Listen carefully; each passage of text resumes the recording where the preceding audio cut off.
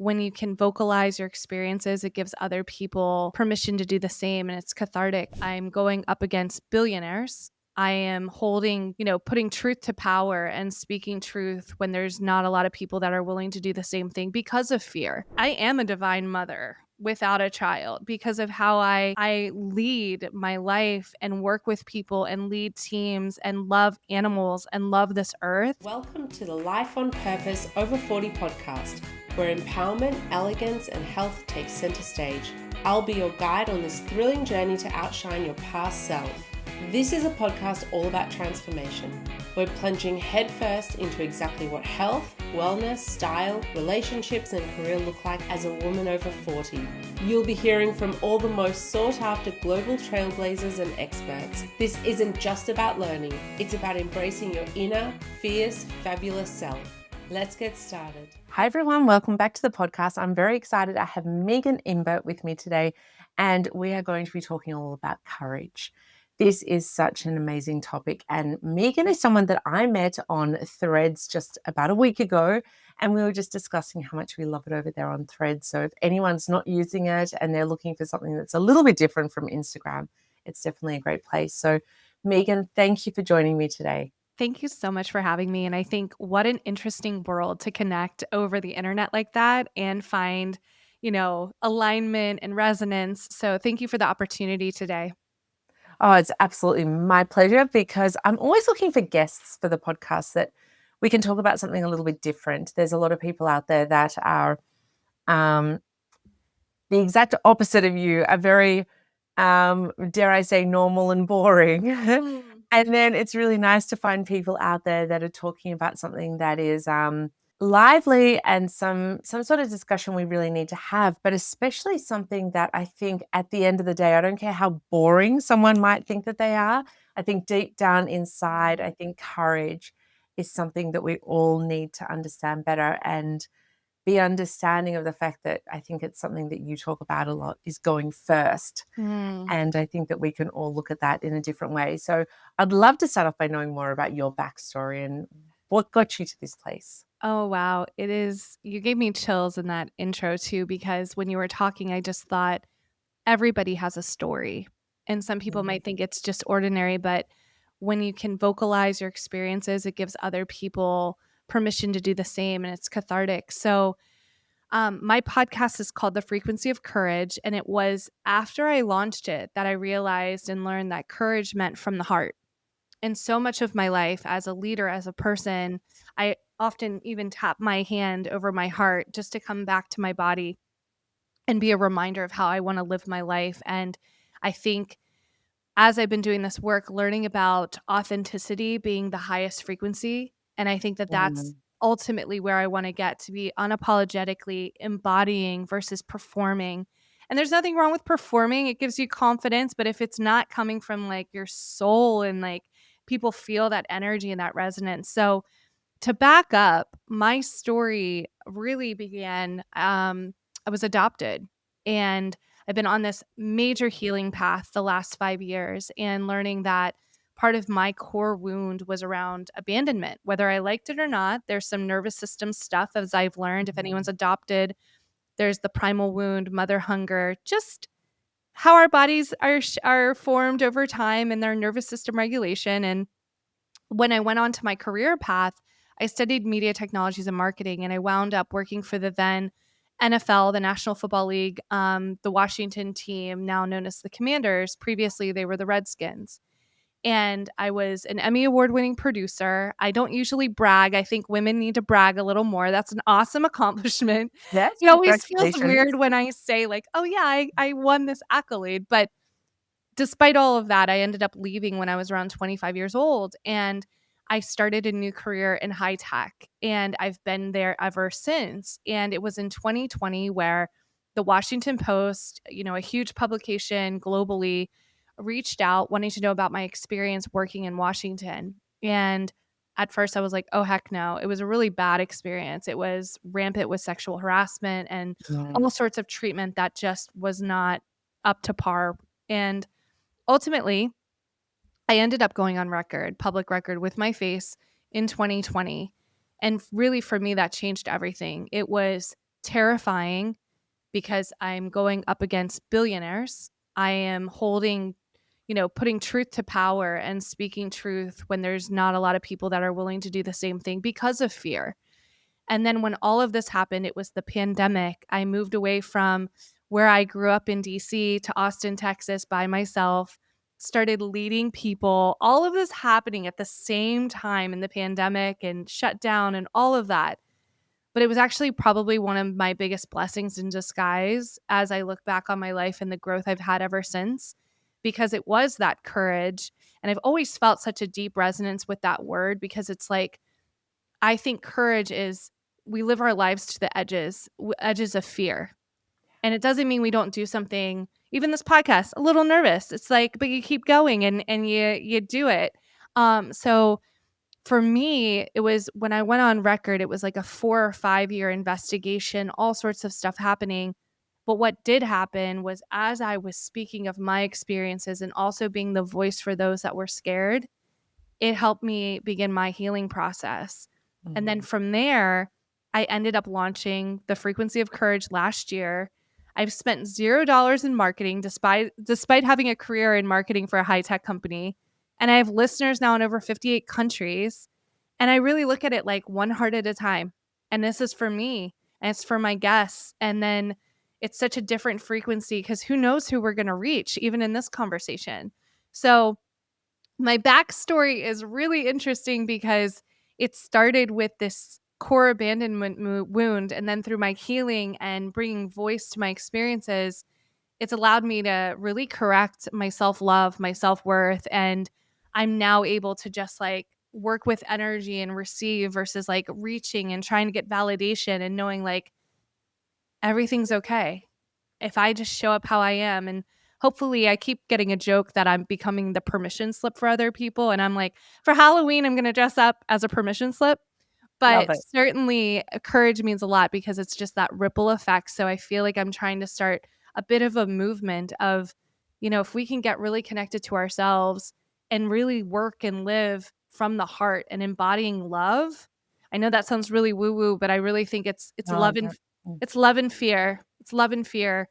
And so much of what I witness in the world now is there's a lot of wounded, particularly men, that the way that they're leading is through such fear, which leads to hatred and all of this stuff. Whereas, like, if we just lead more with a courageous love and have compassion, I know that that's going to send ripple effects across the world. So, thank you for that question. It's a very non-linear one. There's all over the place. I always joke I traded in the jocks for the nerds, and now I'm like building my own thing with my voice. So, thank you.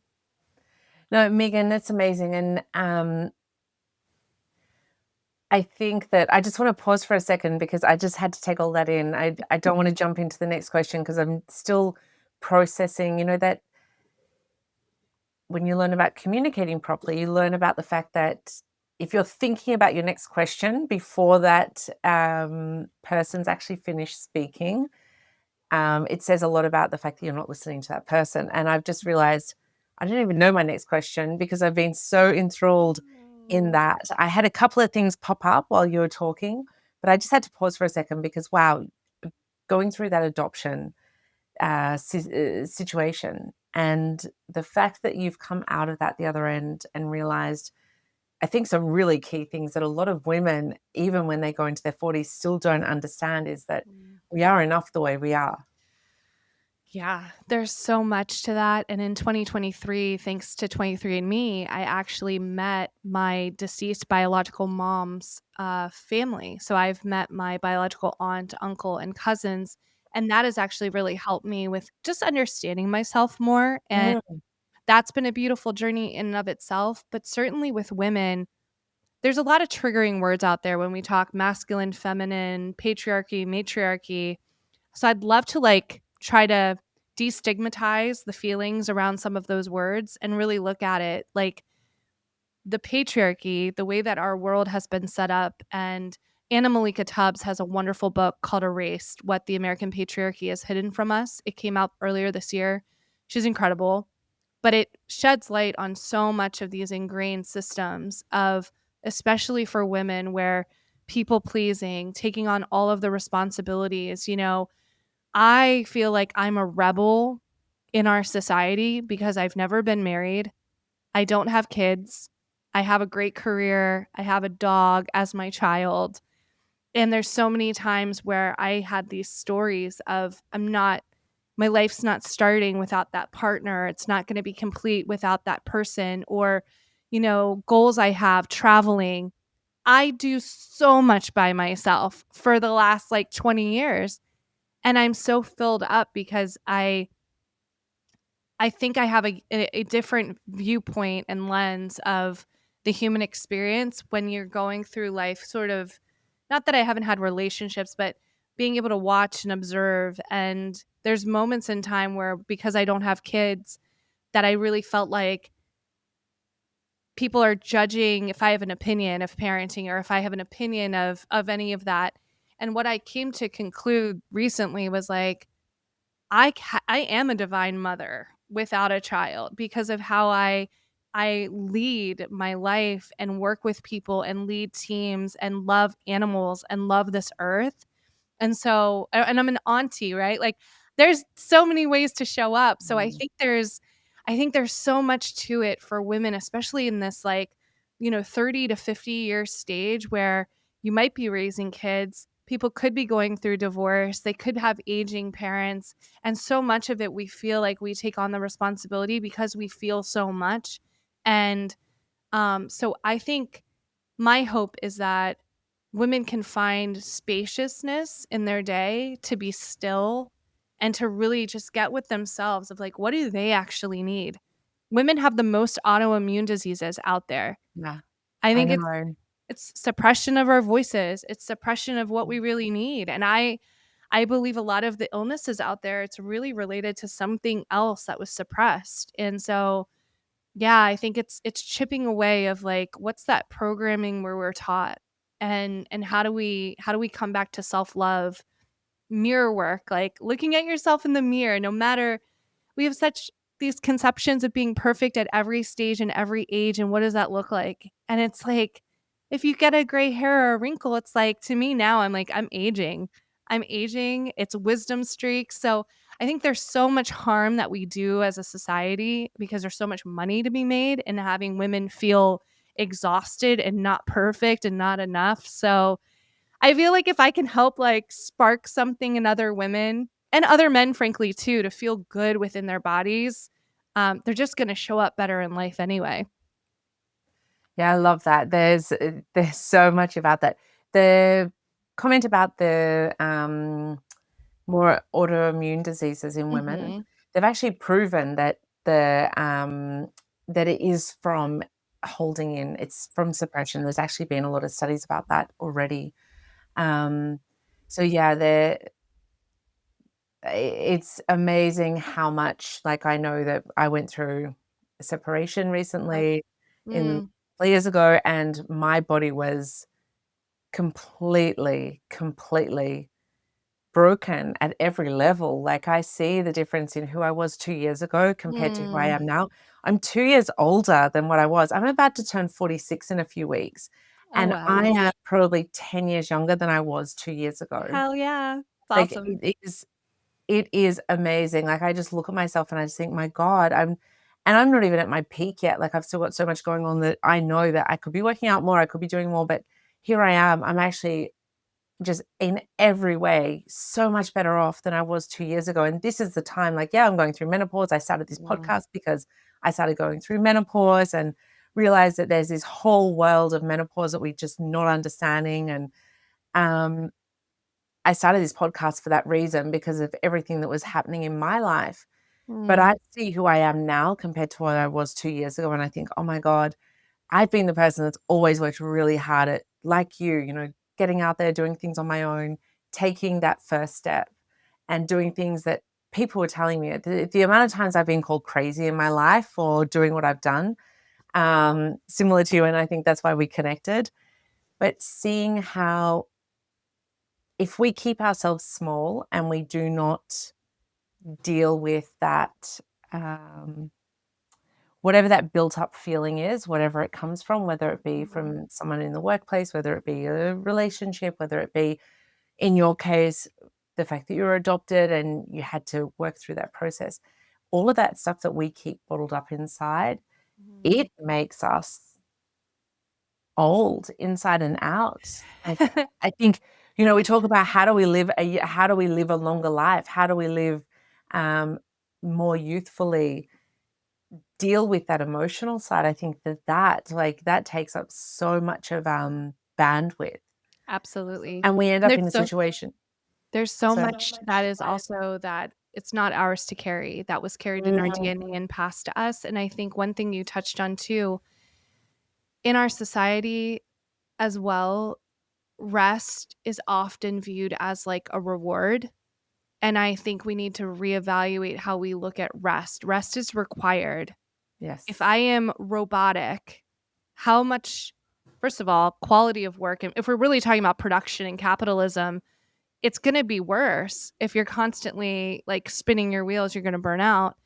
So I think having the permission of resting and taking a second to respond instead of reacting, and, um, again, women, we're in this cycle unless we're entrepreneurs and doing things completely on our own terms, which I would love to have that full freedom one day. That's where I'm headed. I'm just gonna put that out there.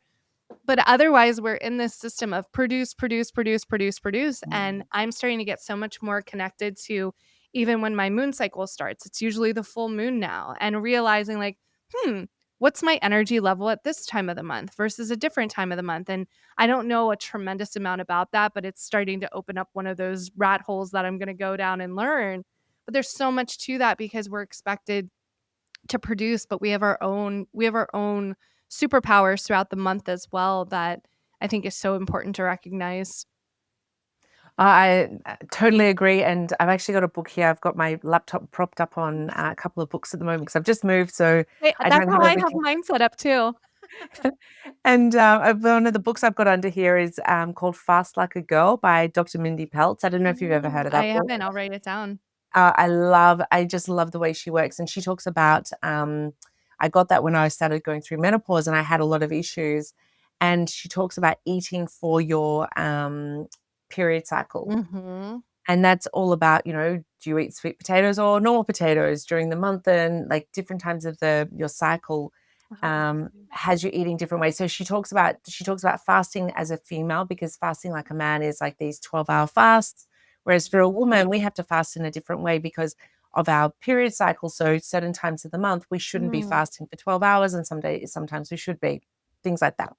And I right. do love the theory behind it. And she talks about if you're going through menopause, then there's actually a cycle that you should be doing on that as well. So I was always the person, I never believed in this whole woo-woo thing and all this different stuff about moon cycles. And I was never a believer in that. But now I'm really starting to understand that there is, I don't know what it is exactly, but there is something there. And when it comes to being a female, I think that's why this Fast Like a Girl book resonates with me so much, is that it's definitely got something to do with especially our period cycles, and I see it now coming through that perimenopause time, Mm, that my body's not having a normal cycle like it used to, because I was very regular before. And so seeing how different mm. my journey is, and what you said about rest, I was the same. I was, like, so proud of myself. "Oh, I get 4 hours sleep at night on a good night," and I was like, "Yeah, yeah, yeah, yeah, yeah, I can go all night." And now it's like, "Hey, once I'm off, I'm off." And I'm like, "You know what? I need my 8 hours sleep every single night now." Yeah. They've proven that sleep is, like, the number one way to recover your body. Mhm. I tell my clients that, like, I've got my female clients that are getting on the phone to me going, "Oh, I'm getting up at 5 a.m. to get my work done." I'm like, "Girl, as long as you're getting a full night's sleep, that's fine. Mhm. But don't go doing this whole, 'I'm gonna wait till midnight.'" Like, some of my clients, I actually get a little bit angry at them. I'm like, my coaching clients, I'm like, "You need to sleep. Like, Yeah, don't keep working. You need to recover." And I absolutely. think that is, like you said, I think that's the number one thing. Well, and it's having this constant hustle and Mm, production. To me now, it's not a badge of honor. I have the accolades, I have those achievements, yet at the end of the day, if my health is not good, And what's the What's point? the point? And also, sorry, I was just thinking of something just slipped my mind. That's okay. You can pick it Yeah. back up when you think about it. Yeah, it was so on point for what we were talking about. Oh, the other thing that I feel women especially we have to do better at that is all correlated to all of these things is boundaries and boundaries around maybe compartmentalizing our lives a little bit and expectations for other people and just being clear on that. And, no is a complete sentence, or even in the workplace where women end up getting asked to do more things that, whether it's ordering coffee or lunches, taking notes, all that kind of stuff that you hear about. It's like dividing and conquering and just simply saying no. And there's a way that I think with feminine leadership, which I would love to see this paradigm shifting of where we can step in and show how feminine leadership can be empathetic and compassionate. It can be assertive while also being kind. And I think Mm. that's the shift that I'm seeing. And I feel like it's probably my algorithm. We were talking about the, Instagram and threads, but my algorithm is just full of like women that are just like rising into this very kind, compassionate way of like however they're expressing themselves.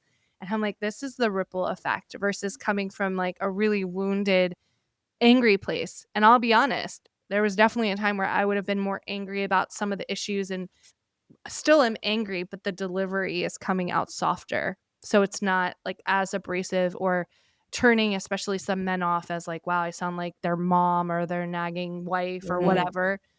So that's something too with if we don't have good boundaries, if we don't have sleep, if we don't have proper nutrition, I'm now believing like our bodies are a vehicle for our soul. And Mm. so if we look at it that way, your intuition is gonna get skewy the more, like, chemicals and processed stuff we have, the connection, just to know and trust our bodies. It gets all blurred when we're not sleeping. I think the best advice comes from our highest self, and that's the person that's most well rested, the person that's most, you know, fed and resourced and we're having the right water, like it's just taking that inventory of how we're treating ourselves, because if we don't put ourselves first or love ourselves, it really does set the blueprint, I feel like, for other people in our life. And if I set the yeah, the bar is really high for my future partner to come in because I love myself really good. Trust me, they're out there. I found one. I found him. They're unicorns, but they're out there. Like, Oh there are yeah. really great guys out there, and Yeah. I think it's so true. And, I the boundary thing that you speak about, I think that, it's scary that we were not taught, our generation was not taught. Like, I look at what I'm teaching my daughter Mm, about boundaries now. I'm mm. so like, I've got a book about boundaries, and she's 5, she just turned 5, and I'm like, "Boundaries, boundaries. No one's allowed to tell you anything." And she goes, for example, someone said this to me, and I'm like, "No, no, no, no, no, what do you want? And don't even it's not even what Mhm. Mummy wants, it's what do you want?" And I'm gonna be teaching that girl boundaries, and I'm making her That's understand. so good. I feel like I am in a place of teaching my mom about boundaries now. Oh. And she's listening, and I feel like you're right, though. It's like how this gets That passed generation, down. definitely. That's why we Oh, don't know it, because that generation for sure did not know it. totally. And I feel very called now that I wanna be in more spaces and places with women where we do talk about the stuff that matters. And, Mm, your podcast, obviously talking about menopause and periods, like, these are it should never be taboo. These are parts of our livelihood. But I certainly feel like the conversations that I have on mine, they're not usually where you would go for levity, but more or less like we have tough stuff happening in life, depression, mhm, suicide, whatever. So it's like if we can get in these situations, whether virtually or in person, where people can feel like they're being heard and being sharing and witnessing, it's just I think it's going to cultivate a better place, because otherwise, to our original points, like otherwise they're holding it in, and then it either mm, comes out in a unhealthy way or it manifests as sickness, in my opinion. yes. Yeah. 100%. I've just been listening to all these podcasts about boundary setting, and one of the things was exactly that, what is anger? And all these men that are saying that woman's angry.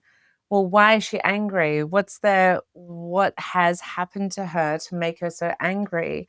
And it's very easy for a man to say, "Oh, she's just angry." Yeah, well, hang on a second. Let's talk through where that's coming from. Yeah. And maybe it's coming from her past, but maybe it's coming from you being a pig. Like, One of my episodes is around, being courageous or, the courage to be curious. And I think with that, it's like, rather than make an assumption or judge somebody, let's get curious as to why. mm, And to your point, perhaps there's something in the mirror that's causing that to happen as well. I talk a lot about also the concept around radical responsibility and realizing, yeah, we can all make mistakes in our lives and sure go back and make different decisions. But there's a piece of the puzzle, and it's each of us that has a role to play in our lives. And, what was my role in, a situation and getting past that, and I have found in my own healing journey that self-forgiveness has been one of the hardest pieces. We were talking earlier about what will someone think. People are going to judge us no matter what. They're already making an assumption. So I'm more or less going to live the rest of my life as let's give them something interesting to talk about. They're going to judge me anyway. And so I think there's a big piece of that puzzle that's like just do it. Our life is really precious. We keep thinking we have all this time. We don't. I think too many people are worried about being judged. Yeah. I Yeah. think that stops a lot of people from taking that courageous step because they're scared about the judgment. But I love the saying, and I say it all the time, what you think about me is none of my business. It's true, and I can see in certain spaces if there's power dynamics and someone can in leadership, if they have, power, so to speak, over your job or your income or something, then sometimes I could see where someone cares. But I do agree that it's getting to a place of being able to show up unapologetically and fully yourself. And again, so long as I'm coming from the heart, it's not coming from insecurity, it's not coming from jealousy, it's not Mm. coming from like an ulterior motive. It's coming from like a pure place. I think that gets felt. Um, but certainly the other thing that I've been going down my research on just for fun has been around the witch wound, which women, again, in our DNA, and if you believe in past lives and such, there and in this world today, there are repercussions for women when they speak out. And there's repercussions for women when they try to hold power accountable. And so there's this whole fear, and that's fear of death, fear of being ostracized, fear of being alone or never chosen. But I think everything switches when your self-love switches and it's like, I'm choosing me. And this is my rule of what I'm going to tolerate and live by. And so that's been a big shift for me, especially when I spoke out on record. It came to that place of like, I can't live with what I know. And if what I can do and be an example and speak up for others can change the dynamic and change it for someone else, then that is worth it. Um, Not to say it's ever easy, but certainly I think if you can think, for me, it's thinking big picture, macro, how we all can be that ripple and then, it grows into a wave. I'm going through that now behind the scenes, so I Mm. totally understand. So what happened in your case that did something really bad happen from all of that for you? They didn't So, kill you, we know that. yeah, so the workplace itself was terrible, very toxic, rampant one, sexual harassment. I had learned when I was a television producer, I had learned that my video department had made explicit videos of the cheerleaders for the then owner, Dan Snyder at the time. And when I learned that, I was like, "Oh hell no." Like this is the highest level of professional sports. These women like just un like just I have no words. It's just so unacceptable. And so when I learned that, I was like, "Let's put my face to it." And I would say the first few years of the investigations, and you're talking, interviews, ESPN, I think I've done over 100 interviews during that time. And it's really tough when you start to speak about your own experiences. At least for me, it was. And I think the reminder in any situation that involves any kind of sexual harassment or violation, it's nobody's right to hear that experience. And it's also no one's right to judge someone when and if they ever decide to share their story. I ended up having the lawyers Deborah Katz and Lisa Banks pro bono through the Time's Up Legal Defense Fund, the Me Too movement. They represented Harvey Weinstein clients, incredible people. And so for me during that time, it was more or less the tenacity of being able to just stay focused, calm, and yeah, focused and calm on what I think the mission there was. And it was around leadership and what is true leadership, and leadership stemming from the top at a lot of organizations. Of course, there's a culture that a leader can't always control, and there's a lot of different discussions around that. But for us, it was the use of private investigators, definitely some intimidation tactics. The United States Congress was involved. They had an investigation and they found like a dossier, and I was a part of the dossier. Like a lot of intimidation behind the scenes kind of stuff. It's a pretty big cover up that did involve also the NFL, which of course is like next to the US government, one of the biggest entities in the world and continues to go global. So for me, I would say the bad part was the stress, and I accumulated some weight during that time, and obviously that does a number on like the self-esteem and everything, but I think the best thing was it opened up the door to my healing, that I was willing to go on record for other women, but at first I was willing to go anonymously for myself. And then when I really thought about it, like, why wouldn't I go on record for myself? And that's what started to unravel the journey of my own healing and my own self-worth, self-love. So I would say the good outweighed the bad. And then on a macro level, um, because of all the investigations, the owner ended up selling the team still for billions of dollars. So it doesn't seem like much of a punishment, but there's new owners in, and they actually went to the NFC Division Championship last year. So within a short period of time, like 2 years of new ownership, they're already back in some championships. Again, it sends a message also, the parallel of this being the Washington, D.C. sports franchise, of like committed citizens and people when they use their voices and they're coming from this place of betterment for each other, how much of a ripple of impact that can make. And so I think in my mind, there's this whole storyline of what's going on in Washington, D.C. right now under this administration and this former sports owner. But there's a lot of parallels I've found now when I look at sports. You have every race, every economic background, usually sports fans. And I think there's a lot of good messaging that can come out in terms of, no, we all can make a difference. And like where you're putting your dollar, that's a vote for what you believe in too in life. So there's so much there. I think a lot more good came out of it because I was able to really empower myself, and also that was the most courageous thing I've done in my life, in my opinion. I've done some tough things, but from this perspective, that was like, I didn't know what was going to happen. It's really, when you're up against billionaires, and I watch too many movies, scary. Yeah, so they're there with their money and you're there with no money because you had people Mhm. working for you pro bono. Yeah, Yeah. and they wanted to, I mean, there was the Washington Post printed an article on, they were offering us hush money. They were trying to get us to be quiet. And thank you, Twitter at the time, and social media and all this. We came out with this whole Release the Report campaign, related to one of the first investigations that, so many people participated in, and then it was covered up. So when I see that, it's like there can be movements behind things, and it's just getting people to understand, like, would you want this to happen to someone that you care about? And I've had a lot of conversations with men that were like, "Oh, I care. I have a daughter. I would never want her working in this workplace." And I'm like, "You don't have to have a daughter to care about the treatment of women." Like, I love that. but it's time to just like, how are we treating people in general? Like everyone should feel comfortable in their workplaces to, have psychological safety and also not be berated and treated like garbage.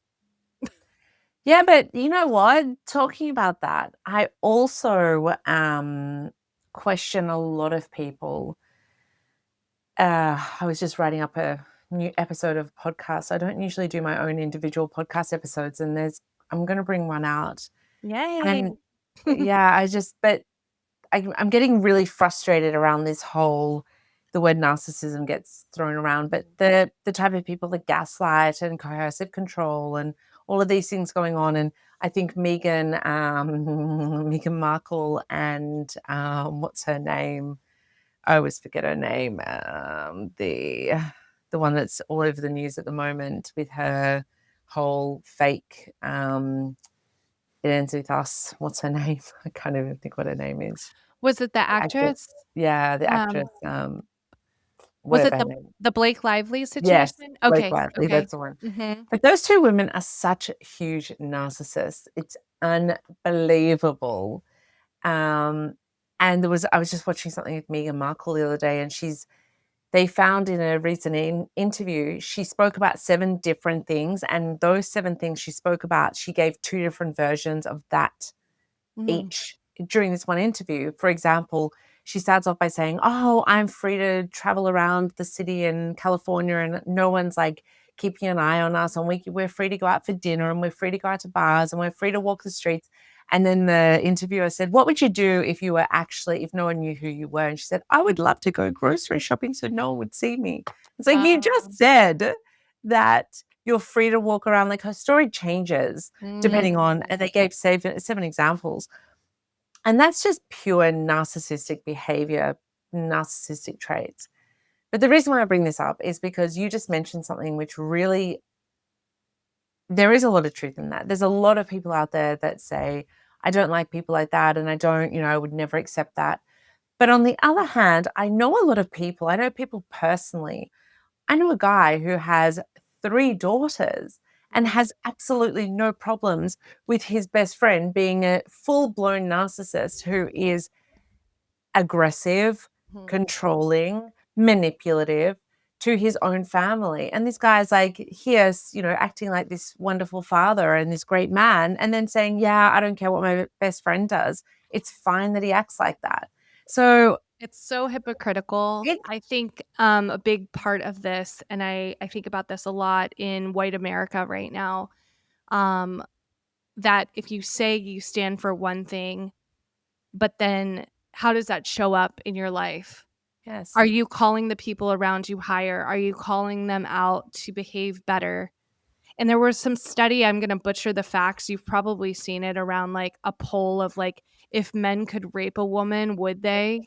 And get oh, if they could get away with it. Oh, it's something outrageous that, of course, and I was shocked how many admitted that they would, right?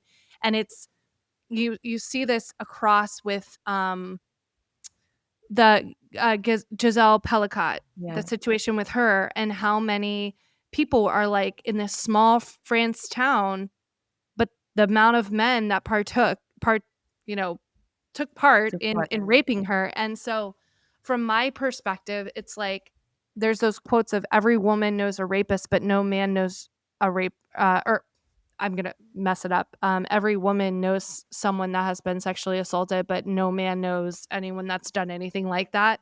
So it's definitely a glaring thing on, like, how are we raising young men and young women?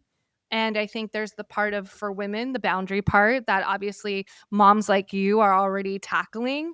And at the same time, from the male perspective, and not just male, but women, like the hypocrisy and being able to call out, like, this is not okay. And, you know, it's kind of like the whole thing. Like, if you hang around, like, you'll get the fleas or whatever it is. Like, yeah.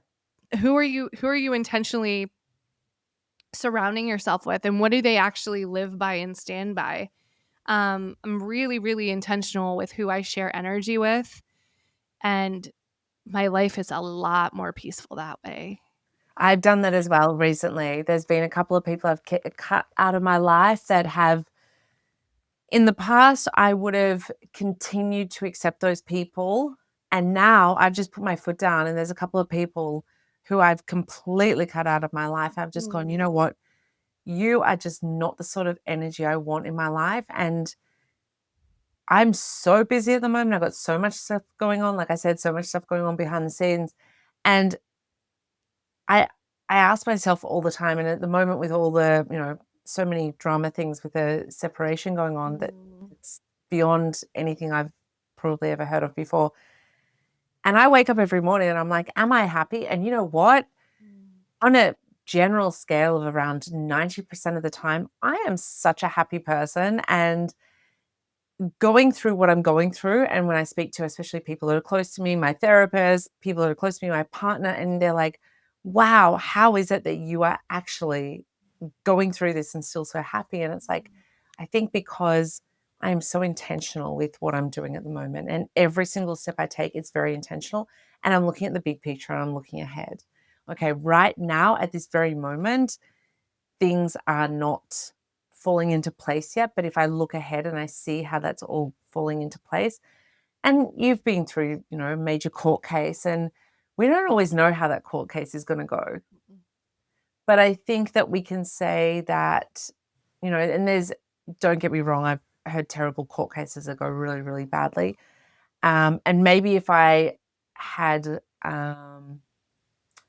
more fears, I wouldn't feel so good. But I think when you have that knowledge that you've done the right thing along the way to get to where you are, you can feel pretty comfortable knowing that whatever's going on, whether it's something in the workplace, whether it's something with a partner, whether it's something with your children, I think if you've been intentional and you've done your best, then, you know, you I think you just proved it. You went up against billionaires. Yeah.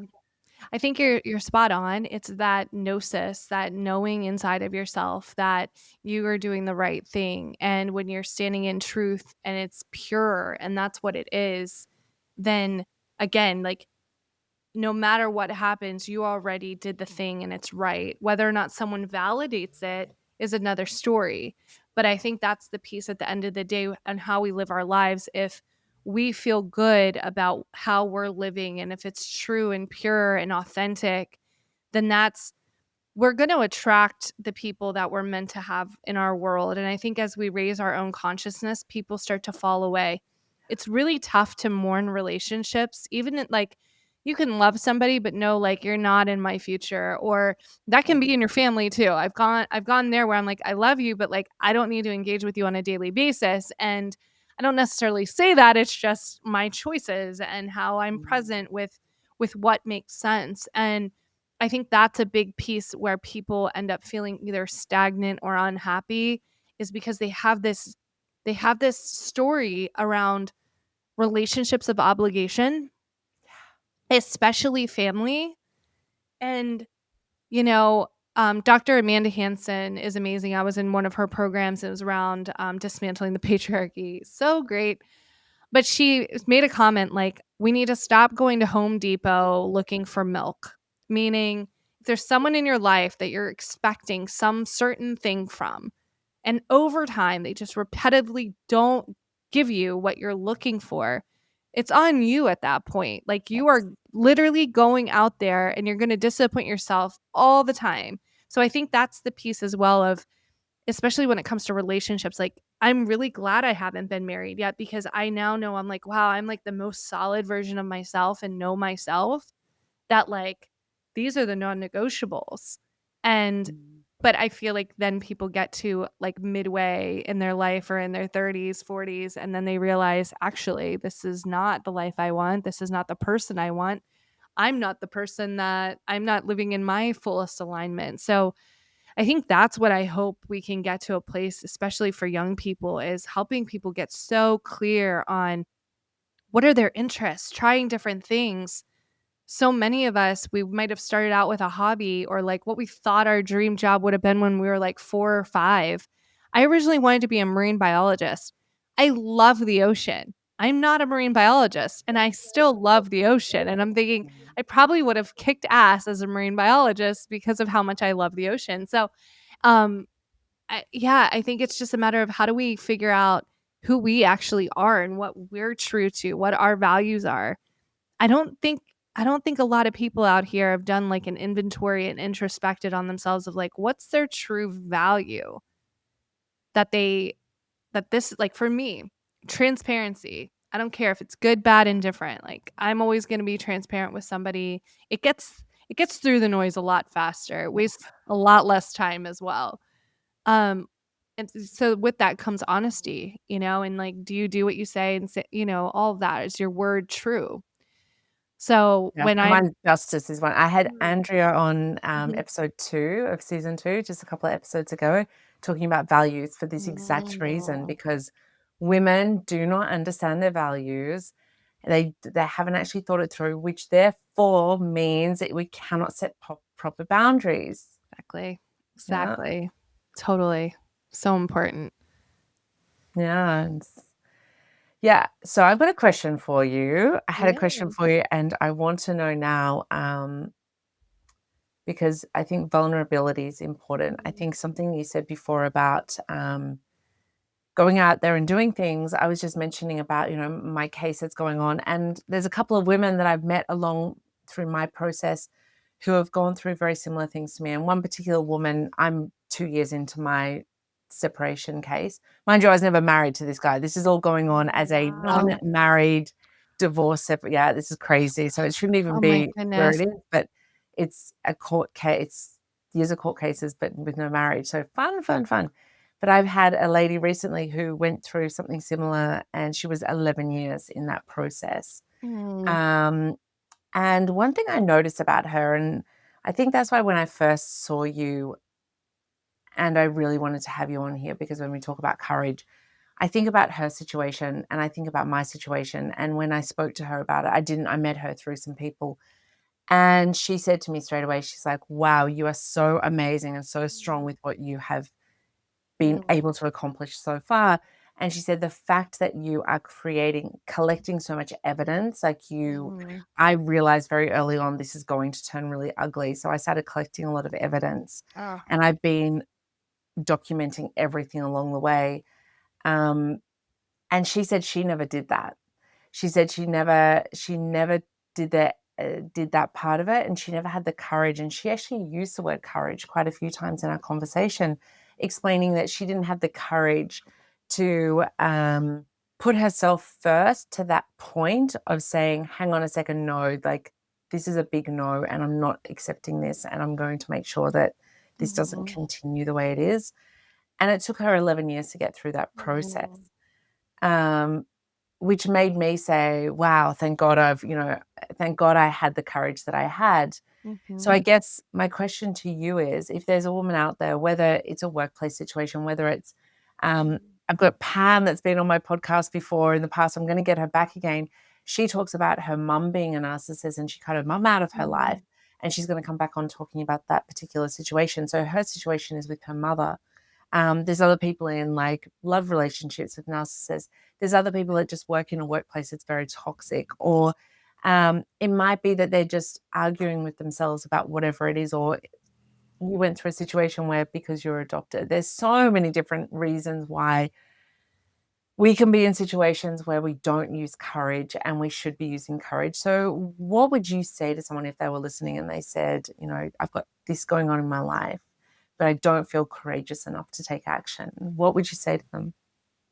Depending on who they were, I might just say to start, well, then borrow some of mine. I think that courage, love is so powerful. And I think when someone knows, first of all, it's courageous when someone can be vulnerable and open up and share what they're going through, especially if it's something deep, life altering. I acknowledge that.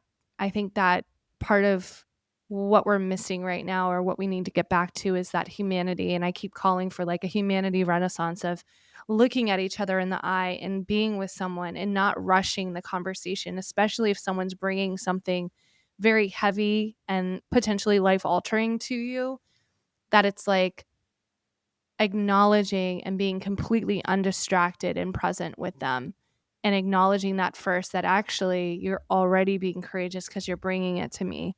Mm, And then from there, it's like because depending on the situation can be very overwhelming and daunting. And I would probably sit down and work with them on, well, what are the steps that might need to be taken, or looking at it from a different perspective. I'm a big fan also of human design. And so if you know your human design type, you can finagle like who might be a good, like I'm a generator, working with a projector is always helpful for me because they're going to see a big picture. And so if I'm in the minutia of details and overwhelm, a projector can help pull me out of that. So just learning those kinds of woo woo things. But certainly I think it's it's remembering that courageous conversations, and as you did, like you started to build your case or standing up for yourself, it's really one day at a time. It's one moment at a time. So it's not that we're not afraid, not that we're not scared. It's moving in spite of. And it's not, where am I going to be 6 months from now or a year from now? It is this moment. This moment is all we have. How can I just take a deep breath? And honestly, I think again, it comes back to a lot of somatic work with courage and how we live. If we can take a deep breath or start doing some breath work, meditation, and just get with yourself on, you already know the right next steps, and making sure that you have the right people around you to support you. And even, I mean, even a podcast. I mean, I know that in moments of despair, I've resorted to some podcasts and got some motivation and heard that person's voice in my ear. They don't know me. I think we're friends, but it's like that was so helpful to me, and like how beautiful that is. So it's finding those, it could be music, it could be prayer, it could be a church, it could be just a community center, but there are people out there that I think would be able to be supportive in terms of encouraging and not looking at all of it at one time. It's chipping away. So my big advice would be, if you're on the receiving end, is first of all, like I have more than enough courage for, if anyone's listening, come borrow some of mine. Like you have it. However I can help. So I loved what you were just talking about when you said there's different ways people can get help with courage. And it just brought me back, and this is not a plug because I actually give it away for free. I'll put it in the show notes. But I actually created a bot, and I've created 7 or 8 different ones for my business stuff and for my clients.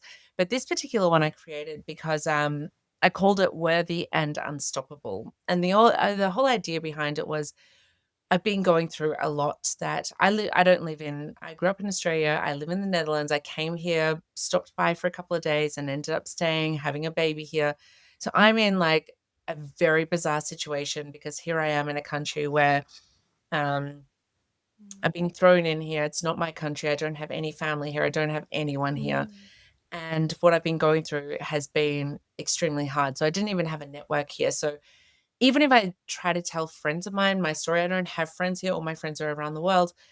No one can help me with what I'm going through because for me, it's like no one understands the law in the Netherlands. So it's very difficult for me to have found help. So I created this particular bot because I was like, I've got bots for this. I've got bots for this. I've created all these different marketing bots.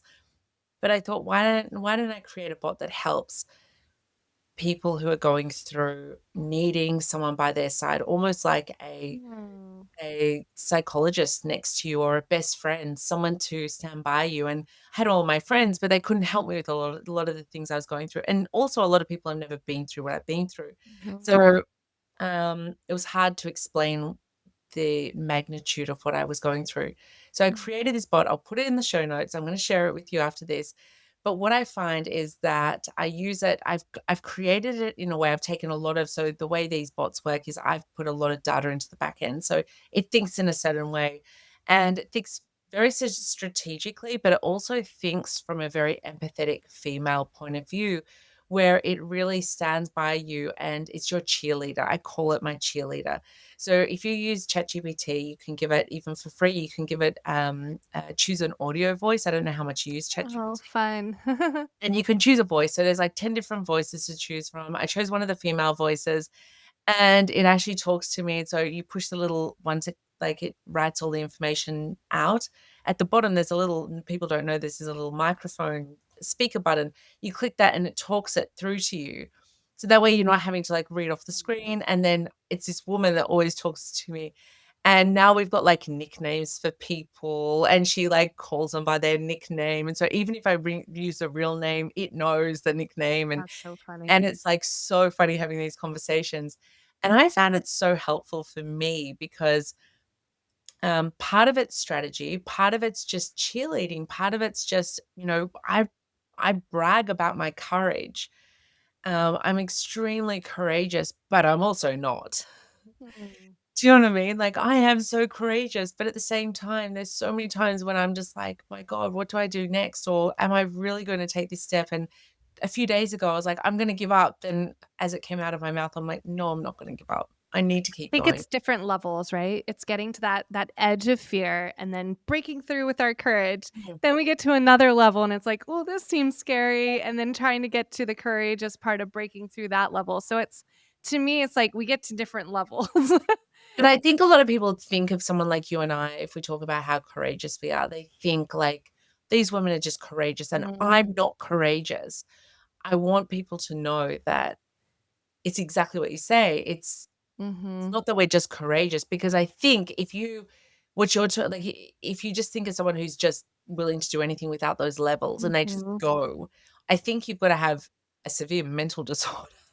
I don't think that's courage. That's just like, I have no understanding of fear, and I have no understanding of what the Right. big bad world is all about, and I'm just going to do anything. It's like those people that don't have sensory and Mhm, they mhm. don't feel heat, for example, or pain. They don't feel pain at all. And those people get burnt and they can die really easily because they don't feel that. And so I think that people need to understand this is not about just being, hey, I'll just do anything. Right, sure. It's exactly what you said. It's the fact that we get stuck at a point and then go, hang on, I've got to break through that part. Or maybe it's like, if I can't break through straight ahead, I've got to go slightly to the right on that one. Mhm. And then I can get through that point. So yeah, Absolutely. I think people need to understand courage is not just about crazy people that just do anything. I think that we do analyze things as well before Yeah. we do that. Yeah, it's intentional. It's responding versus reacting to life, in my opinion. Being a little more calculated and prescriptive for sure. Not advocating for people to be completely reckless with their Yeah, lives. exactly. And I have another question for you, a final question for you. Sure. Has there ever been a time that you have been courageous and you've regretted that? I don't want to say I've regretted. I think younger versions of me that would have maybe been more reactive rather than responding or have more of the, I guess, the business acumen or that like more executive presence. I think my delivery when having courageous conversations could have been better in my past that have fractured relationships. And certainly, I like to give grace for people's involvement and knowing like, okay, the 10 years ago version of me would have thought this version of me, like, what? Who is she? So I think not necessarily a regret, but I think absolutely in the realm of courageous conversations and having difficult discussions with people, um, not be I was probably more in my emotion rather than trying to look at both sides, if that makes sense. So, I think again, it comes down to getting neutral. I think my goal is to try to be from a place of neutrality with difficult conversations versus being emotionally charged. So, I would say that's probably what the realm of where it would be, where I would have been a little bit more emotionally charged to have a courageous conversation. And but if it's still coming from your truth, then there's consequences to that. And I think that's the piece of all of this game is there are consequences regardless. And if I am in my truth, I can't control how you or someone else responds or reacts to Mhm. me. And that's something that often I think can hold us back from having those discussions because if we're living where everyone is sovereign and has autonomy, then my truth might not be in alignment for them anymore. So, yeah, I think it's just if I was ever emotionally charged rather than trying to get to the most neutral place and really thinking about the other person's perspective. Yes, that's a whole nother topic altogether, I think. Right? Let's good Megan, you've stuff. been amazing to talk to, and I could keep talking, and Oh, I'd love to yeah. have you back another day. I think that, we It can was do another fun. episode. Tell us where people can find you, because you've got an amazing podcast, and I would love people to reach out. Yeah, thank you so much, and this was so fun. So predominantly I am on Instagram, so it's Megan.Imbert, and that's Imbert, or Frequency of Courage, and the show The Frequency of Courage is on Apple Podcasts, Spotify, Amazon Music. If anybody likes the show, please share it, leave a review. If there's someone that has a courageous story and might be a good guest, then feel free to reach out to me as well. I try to really sink in before I invite people on the show because I wanna feel it out. I've had a range of guests on that show, from journalists to widowers to just, you know, everybody has a story. So I think, sorry, I'm rambling. We can cut part of that. I would just say if anyone's interested or has a suggestion for a guest, I'm always open to considering. Fantastic. Yeah, it's definitely something that, choosing the right guests is really important, and I know exactly what that's all about, so Yeah. and that's why I wanted you here, so I'm very happy I'm that you so came. appreciative. This is awesome. It's So been thank you fantastic. so much. Thanks, Megan, so much for joining us, and thanks everyone for watching and listening.